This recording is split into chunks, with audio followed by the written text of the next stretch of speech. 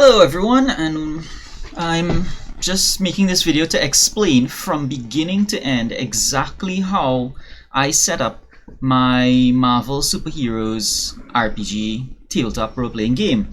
Now, those of you who would have been watching the video on my YouTube channel where we did session 1 and had a nice little bit of play, and we got into some combat, explored bits and pieces of the map so far. So you would have seen me using a lot of Roll20 macros that I did write myself to handle all of the rules and tables necessary to play Marvel Superheroes RPG. Now, those of you familiar with the game will know that it's quite a lot. The universal table that the game uses in the face rip system is pretty hefty, so on any given action you would have to roll and then look up on the universal table and then probably look up on a couple other tables as well. So I built some macros and I put it together in a way that does help that process quite a lot. It really does cut down on the time. So I did the game that I ran, I did it on Roll20, so we're going to walk through right now exactly how we go about doing this. Now, in the description of this video, I'm going to share the link to this this Google Drive folder where I have the macros. Now, if you're looking at it here and you take a look at the thumbnail, you can see exactly how intense it was to make some of these macros. So for instance, we have some simple macros across here for the macros 4. These are used for initiatives, for the GM and for the player, but then you have like the combat option where this macro takes up many pages. So it took me a while to put it all together, but I've finally got it working, and I'm able to once I have them backed up here, I can copy and paste into Roll20. So we're going to create a game. So you go into Roll20 and you sign in as you normally do and create new game. So yeah, we're off to the races here. We're actually going to go through this. Alright, so Marvel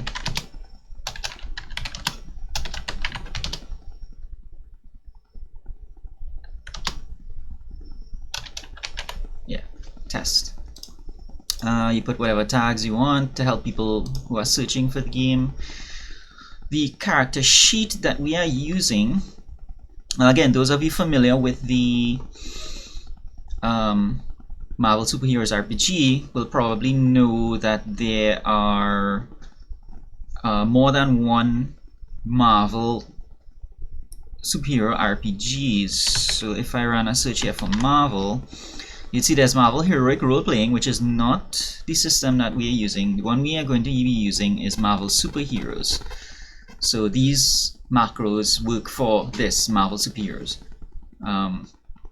I don't know much about Heroic Role-Playing, but if it does use the face rip system, then the macros will work.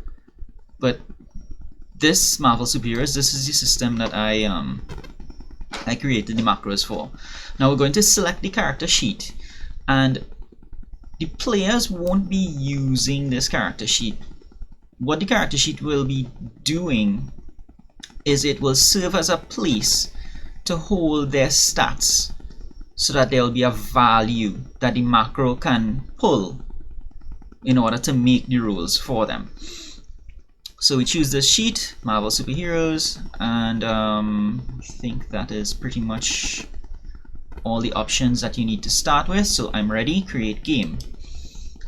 So Roll20 now is going to create the game, and it's going to open up the game for you to begin tinkering.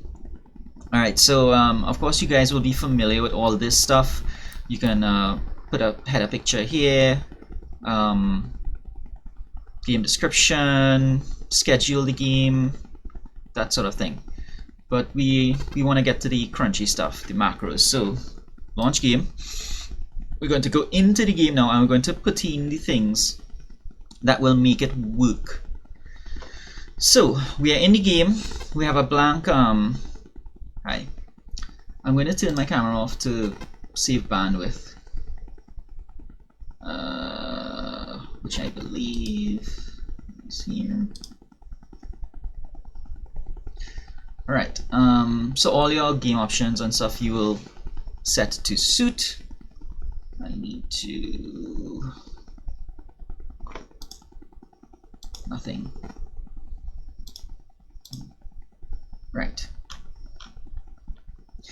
Okay, so there are a few steps to this. Now, I think I need to click reconnect. Testing? Yeah, okay, good. So this is the journals tab. It's the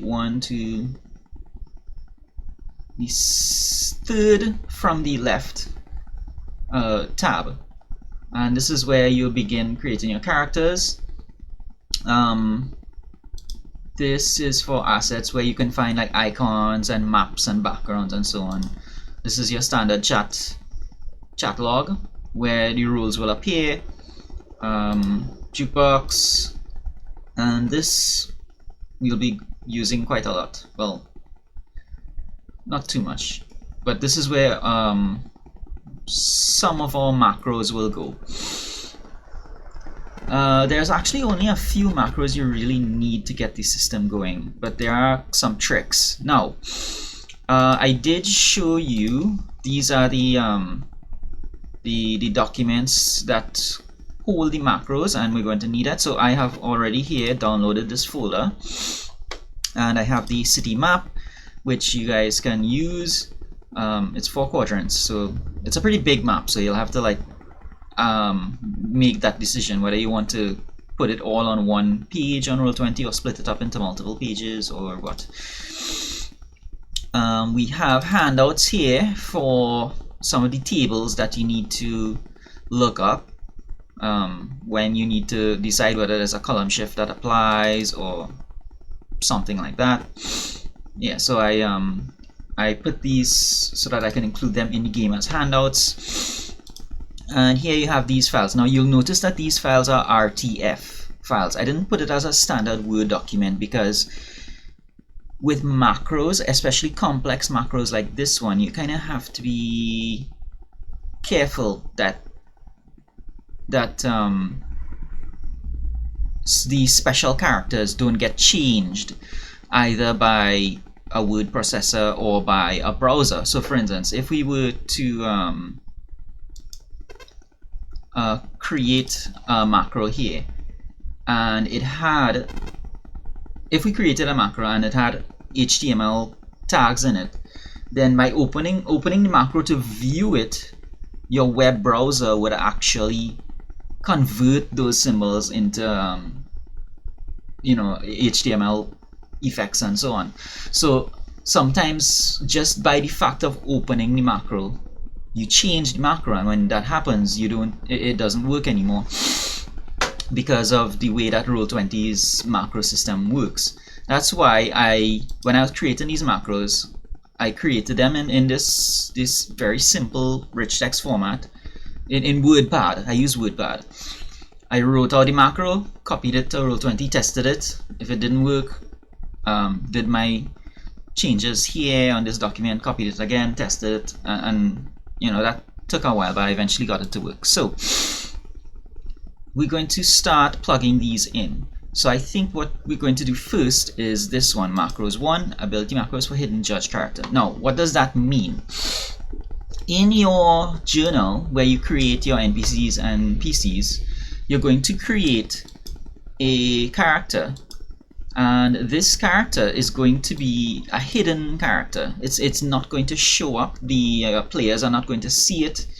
You don't really need to interact with it much either, but it is going to hold ability macros, which the other macros will refer to.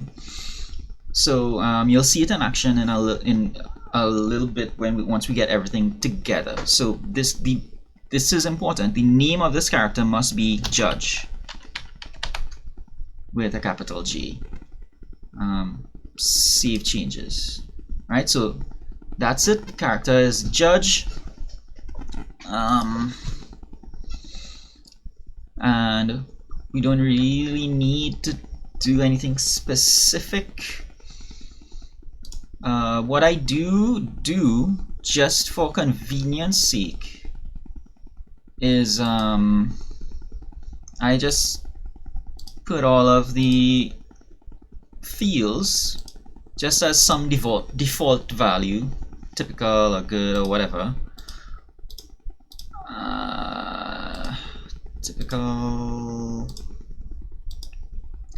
because the macros search for these values. So every time you create an NPC or a PC, anytime you create any character sheet and you try to use it with a macro, if these values aren't filled in, the macro kicks back an error saying, well, it hasn't found the value it's looking for.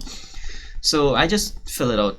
This specific hidden Judge character doesn't use them, but you know, just force a habit. I fill it out, and then what I do, I duplicate this, and that's now that is duplicated. We can close this off.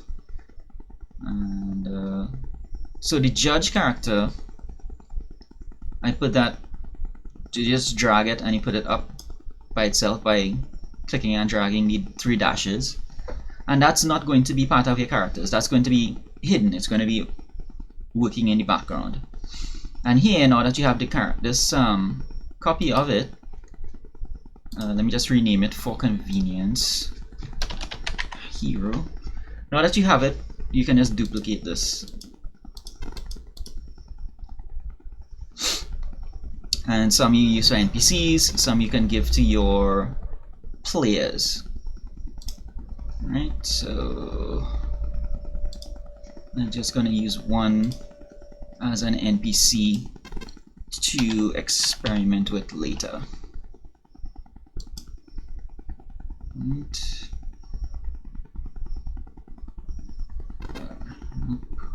Right there. Alright, so we have our hero, we have our NPC, and they all have their values initialized. Set them as typical for now. Alright, so back to the Judge, because this is an important step. You're going to this tab here, Attributes and Abilities. And under the right hand side, you see where there's Abilities. You're going to add some abilities here. Now, what are abilities? Abilities are macros that are specific to a character. They're not applicable to the game as a whole.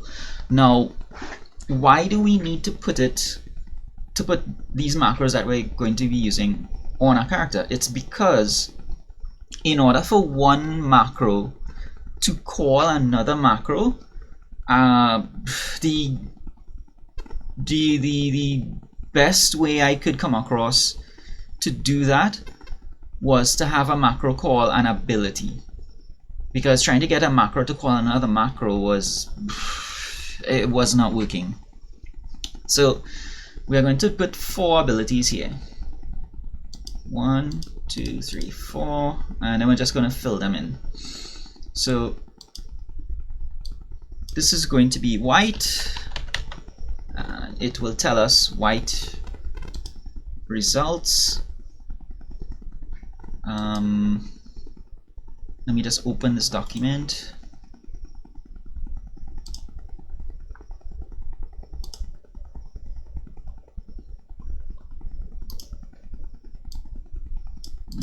For now.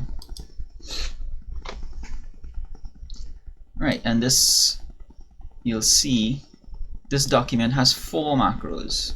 So it has white, green, yellow, red.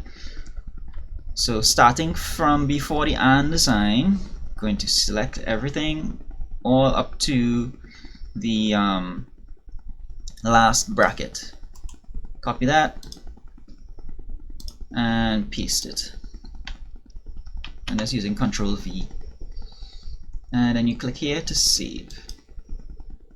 And now that I've saved that, I'm not going to open that again, because if I do, it could change some special characters in the macro and cause some problems. So now we're going to do here, green,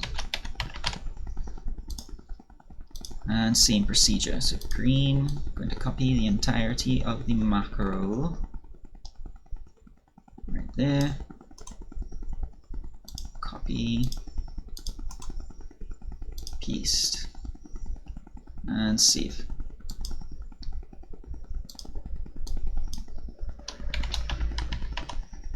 Nice thing about once you've completed all the grunt work of writing the macro and testing it, after that it just becomes copy and paste a lot of the time. Copy, paste, save. Which I am glad for, because that means it'll make it easier for you guys to oops, here we go, red, to set this up. Copy, paste, and save. So white, green, yellow, red. And this is what this judge character is for. The judge character is there to provide use of these sub macros. So you do not show it in the macro bar, you do not show as token action. This is just going to save. Stay here. And that's all this character does. It just holds these abilities. Alright, so we're going to close this off. And then we're going to go to our collection. That's where we have our macros. So here, I believe it's 4 macros that need to go here. Now, we have already copied these from macros 1, ability macros for hidden judge character. We have already copied these, so we can close this file. And then we're going to go to macros 2. Macros 2 is an entire macro all by itself. So you can see there's a lot of it's very verbose. So add macro, and this one is going to be named ability feat, which I think you can ability dash feat. I capitalized the first letters. And on the actions, we are going to, oops, I keep opening that, why? Yeah, copy this here.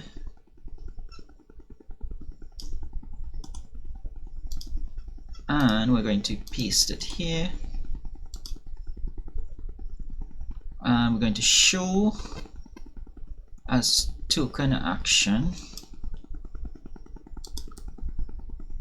And we want this to be visible to the players so that when they click on the tokens that they can see the macro to use. Alright, so save changes. And I'm going to put it down in the bar for our convenience as well. Alright, so ability feat, it's on the character and it's on the macro bar down below here. Now, this will actually begin working immediately because we already have the judge character set up.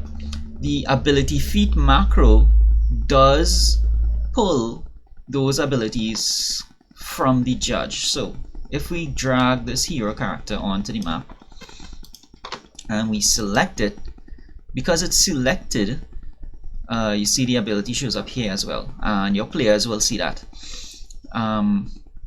And if we, let me just go to the chat log. So if we want to roll something, ability feat, fighting, typical. So if I click here, there will be a drop down menu. I really hope that OBS captures the drop down menu, because I think in the recording it didn't. So when I clicked the down arrow, I am seeing a list here. It's fighting, typical, agility, typical, strength, endurance, reason, intuition. So it gives you the fields, if you will, the face rip characteristics and what level they are at for this character, because it is reading those values from the character sheet. So if I say strength, for instance, and I say submit, then it's going to ask me if there's a column shift involved. For now, no, but you can do a column shift here to any specific column that you choose. So for instance, I could even go make it excellent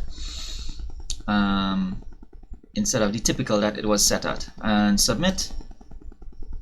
And here, so this is what this ability feat does. It rolls the face rip characteristics, and these red, well, peach, purple, pink, these buttons here that say white, green, yellow, and red, when I click these, it will be pulling from that hidden judge character. That is the purpose of it. So for instance, this hero rolls a strength feat and got a result of 10.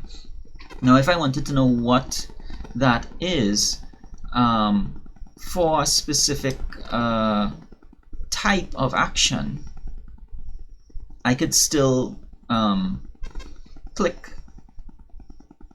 white or green or yellow, whichever one he hit, and it will access this table, which you would be familiar with. So there's the table that says blunt attack, edged attack, shooting, throwing, energy, force, that kind of thing.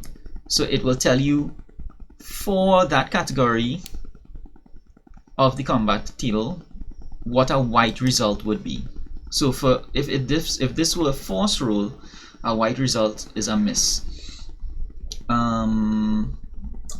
If this were a force roll, a red result would be a stun, and so on and so forth. So if by mistake the player hit the ability feat to roll, if you are in combat and the player uses ability to roll, you still need to get these battle results. So you don't have to make them roll again. You can just tell them hit these red buttons and it'll give the full details. But this is just an in case, just in case they roll the wrong thing. In combat, they're going to roll on the combat feats macro, which we'll do next. But out of combat, if they want to like scale a building or I don't know, repair a bridge or something, you know, it's a normal ability feat that they'll have to roll, and that's why this table is here. It just gives you you know, what your success rate is based on a straight up ability roll. But let's get to the combat one now. So we're going to add another macro, and this macro, so we have finished copying the ability feat, right? Can close that. Macro 3 is combat options. Right, so we're going to name this macro combat feat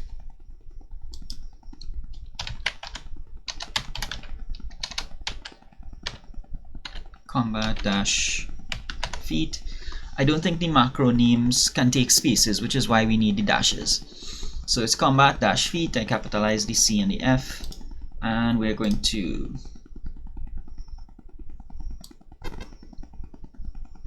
get everything. And it does go on and on and on until we come to the end, right up to that last bracket. Copy, paste, show as token action, visible to players, all players, and save changes. And you can also add it to the bar. So here as the GM, you have the bar and you have the ability feat and you have combat feat. So those are the big ones. So if I deselect and then reselect our hero token, you'll see it shows up for the hero as well. So he now has a combat feat button. So let's give that a roll and see what that does. So combat feat, and you see instead of the attributes, instead of like strength or speed or force or stuff like that, instead what you get is the combat table. This is categorized under. So we have blunt attack, edged attack, shooting, throwing, edged, throwing blunt, energy, force, all of that. And you select accordingly.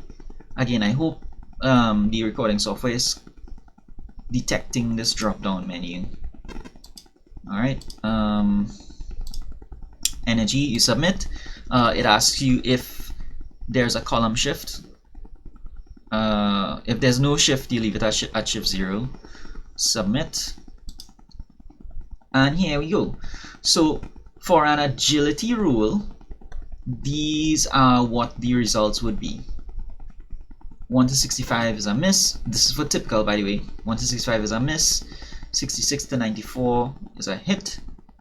95 to 99, bullseye. And 100 is kill.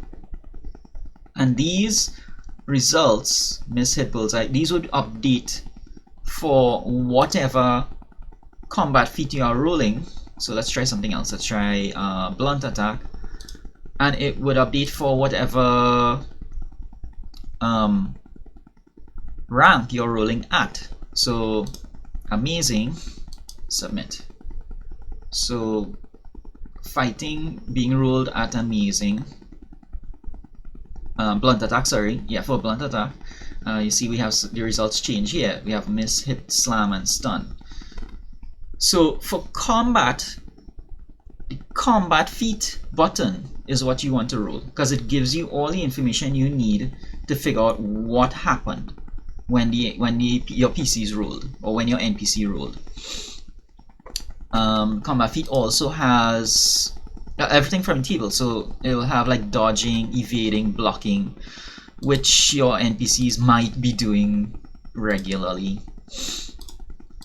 if your PCs are getting good results. So for instance, here we have a blocking rule, and it shows you the column shifts that were applied to the attack that the character is blocking from.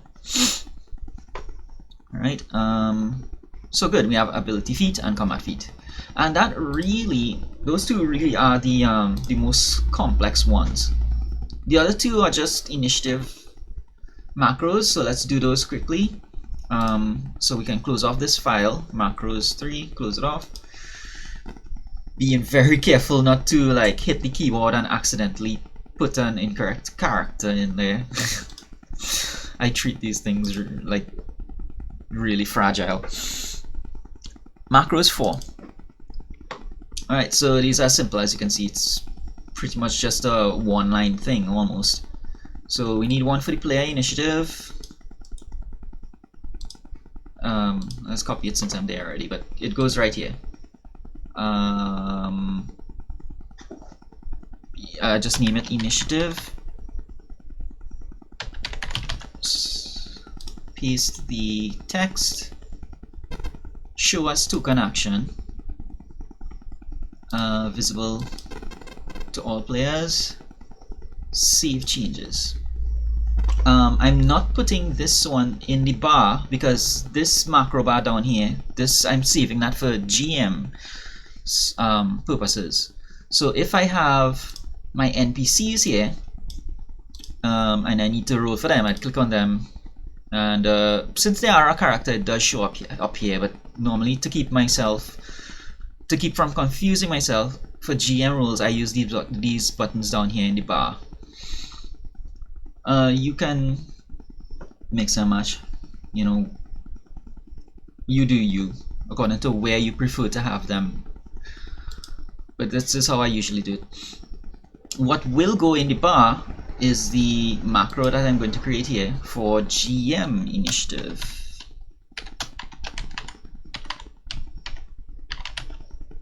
Alright, so let's look at this one. So this GM initiative is the one down here. And the reason why it is different from the player initiative is because the GM has to roll for all the NPCs that are in the combat. So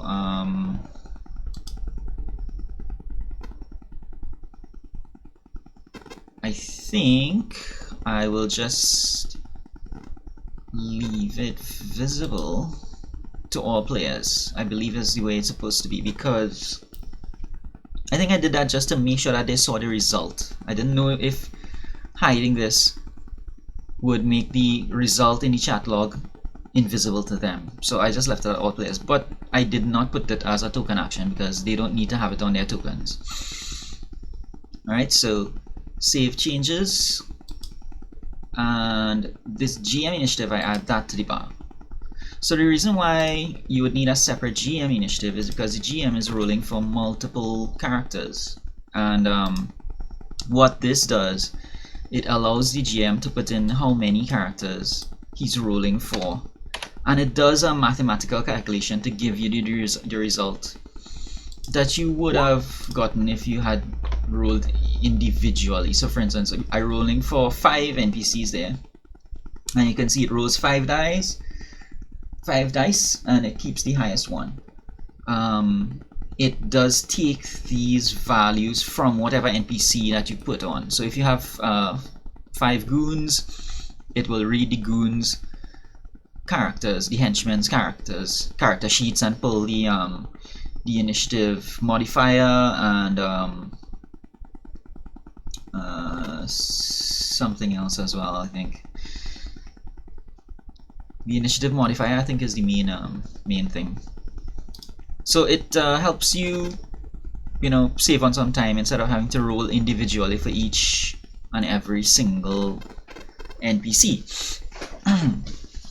So that is basically it.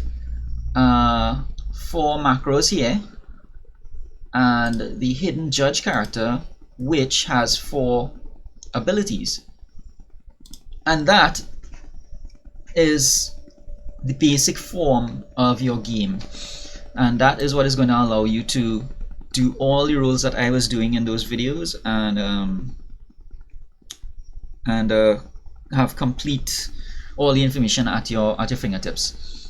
Again, here under handouts, you can add to this game handouts from the handouts folder. So for instance, we have a table for ability generation. So I'm just gonna drag that across. Does it work? Yeah. Alright, so I'm gonna name it ability generation, all players, and save changes. And there you have a table that the NPCs can look up for, standard information, stuff that you always have to be checking during the game, like speed modifiers and initiative modifiers is one that always tends to be necessary. We have a range tables,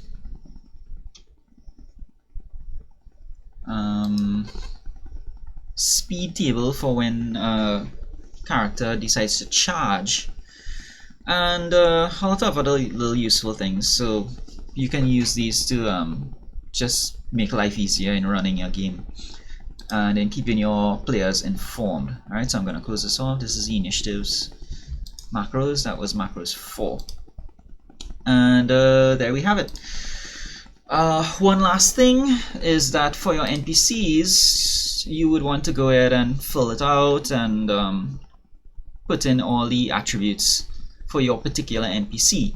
And where do you get your NPCs from? There is a file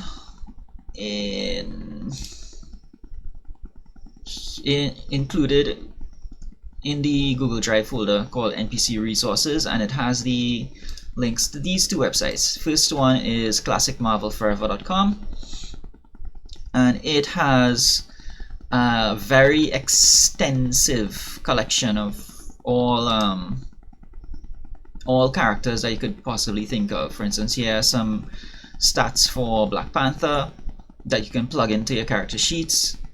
There is also this other website here, mshgamer.com. Now, as it's would mention on this site,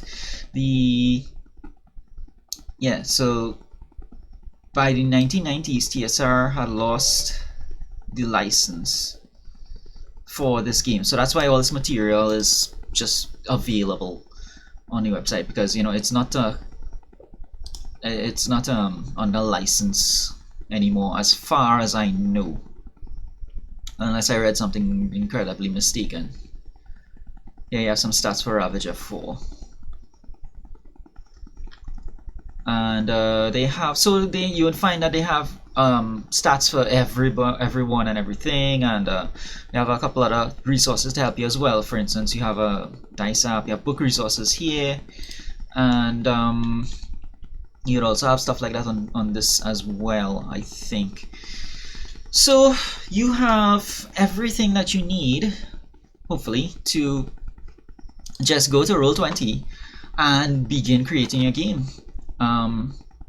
I included the original map. You can add that in here, or create your own maps, or find maps from other resources, and begin posting your games and begin playing. This system is very chunky. There's a lot of math behind it, but with these macros, the majority of that is taken off of your shoulders, and you just kind of have to just have a familiarity with the game, and you can go with the flow. So be sure to pass this video on to anyone who is interested in running the game and who wants to know how to set it up. I will put a link to the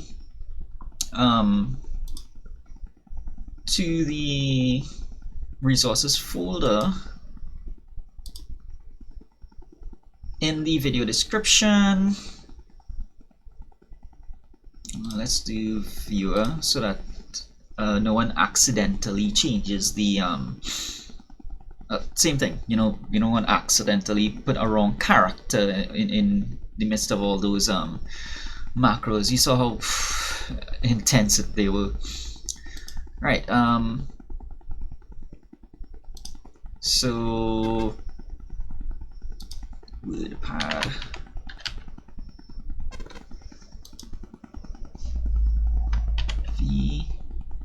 Alright, so that's the link.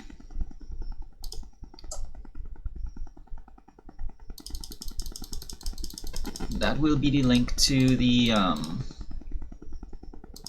folder that has all of the resources that I put together there, all the macros and the tables and maps and so on. So have fun and happy gaming. If you do get it set up, feel free to let me know that let me know, and I'll be happy to take a look at your campaign and see how yours turned out. Thanks a lot, everyone, and have a great night.